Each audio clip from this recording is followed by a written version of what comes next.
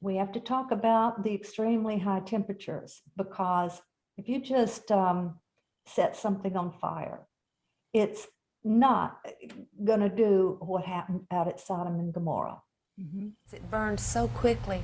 When you burn a piece of wood, it just kind of, the ash kind of spreads out. This was burned so fast, it was burned in place before it had time to expand.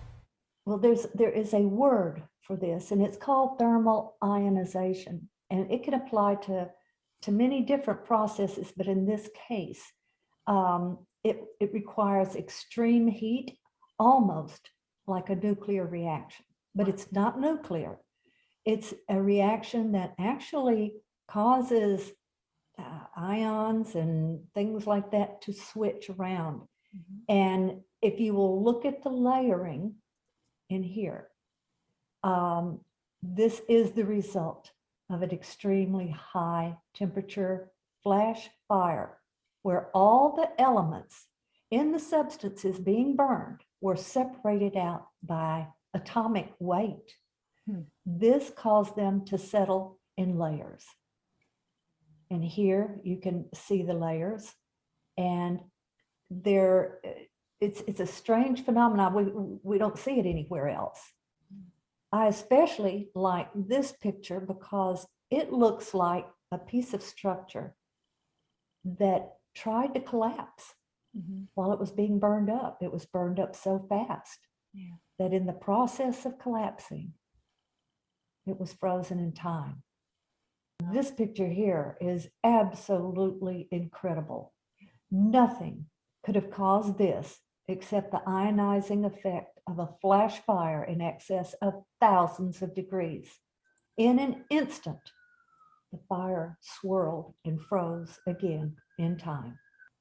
This one is very obvious. If you'll notice, the layers above and below are relatively straight and laid out, but this layer is curly, showing that the fire swirled at with that particular material. And we have really no way to know what these materials are, because the chemical reaction that took place when this was done just changed everything. Ron believed, if you'll notice, when we see more pictures, you'll notice that the buildings appear to be very high, and then there is all of this ash falling down. And if you are down at the ground level looking up, you're thinking, wow, these buildings were really high up. But Ron believed, and he found evidence that the fire burned completely down to bedrock. And this picture right here confirms that suggestion. You can see the layers of the city with the rocks below it. And what you can't see very clearly, but which we can see when we're there, is it's all the way down to bedrock. Wow. Now, this is the first section of ash that Ron showed me back in 1988.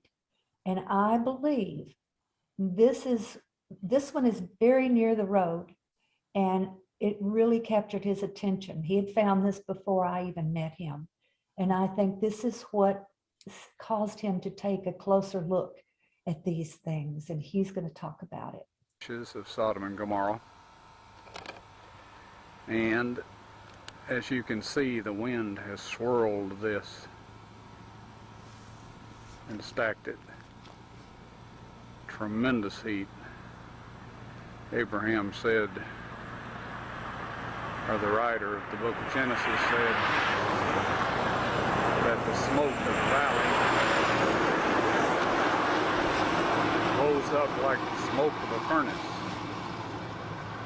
And here you can see that the eddies of the hot air swirled the remains of the city of Sodom into these swirls, and you can see where the stone was burned, and the wood, and the people and the animals, leaving nothing behind to tell the tale except for ashes. And once again, friends, if we choose, we can end up under the feet of the righteous is ashes, just as we see before us here today. It's our choice. God has set before us life and death. And which will you choose?